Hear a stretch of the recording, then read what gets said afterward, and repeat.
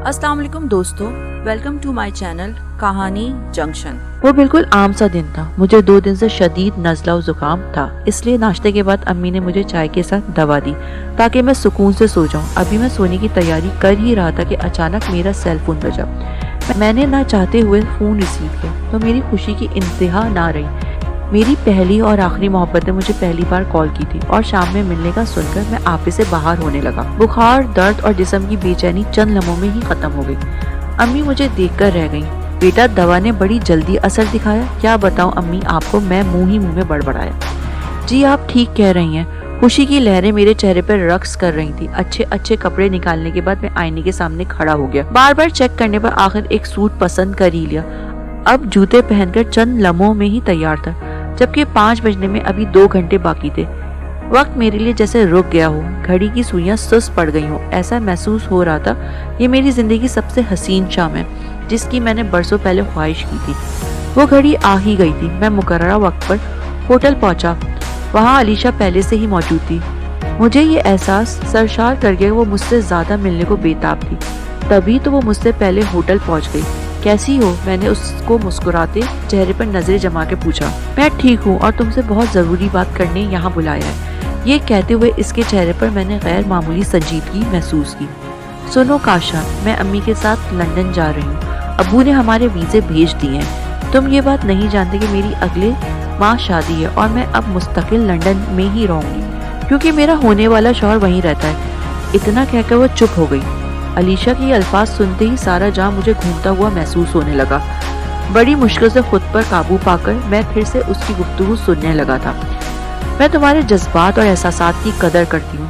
मैं इस बात से आशना हूँ तुम मेरे मुखलिस दोस्त हो और वाकई मुझसे सच्ची मोहब्बत करते हो और अपनाना चाहते हो। ये बातें सुनकर मैं जज्बाती हो गया।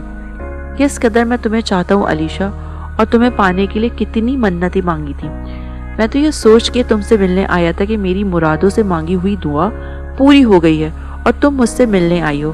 मैं नहीं जानता था ये तुम्हारा मिलना मुझसे हमेशा के लिए दूर कर देगा। काश मैं इतने ख्वाब देकर तुमसे मिलने ना आता।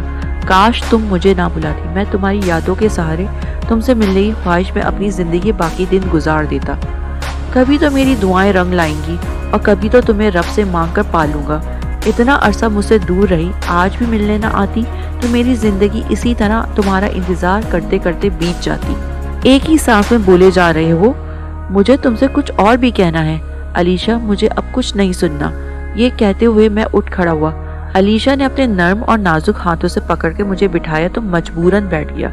जितना तुम मुझे चाहते हो इतना ही मैं साथ को पसंद करती हूँ। मेरी खुशी में तुम अपनी ख्वाहिश कुर्बान कर सकते हो, इतना तो मुझे तुम्हारी मोहब्बत पर भरोसा है और मैं जानती हूँ तुम अपनी मोहब्बत का मान रखोगे जो मुझसे की है।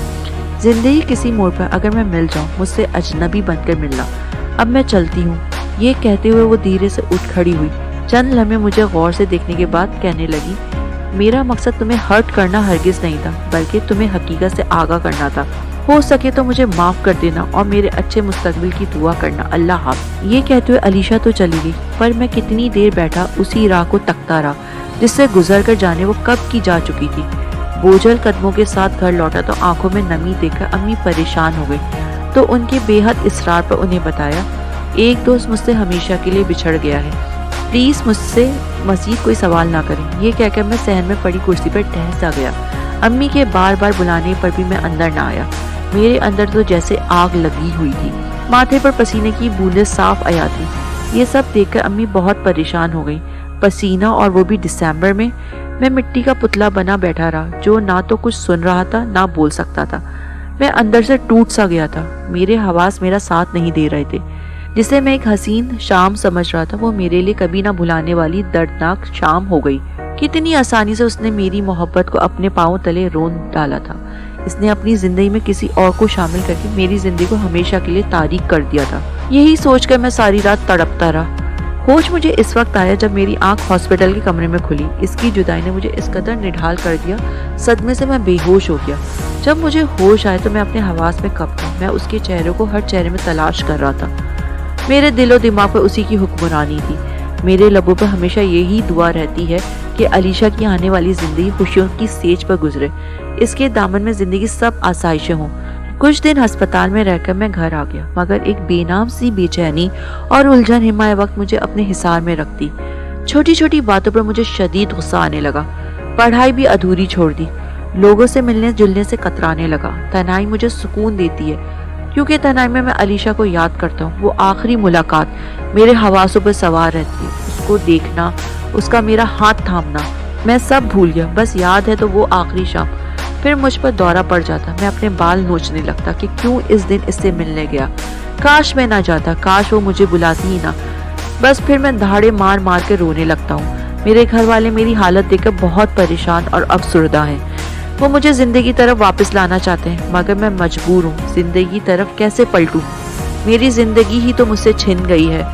अब तो बस एक बेजान लाश हूँ। ये कैसी मोहब्बत थी जिसने मुझसे मेरी खुशियाँ ही छीन ली। डॉक्टर कहते हैं कि मैं डिप्रेशन का मरीज बन गया हूँ। वो क्या जाने, मैं तो मरीज मोहब्बत हूँ और इस मर्ज का कोई इलाज नहीं। आज के लिए इतना ही।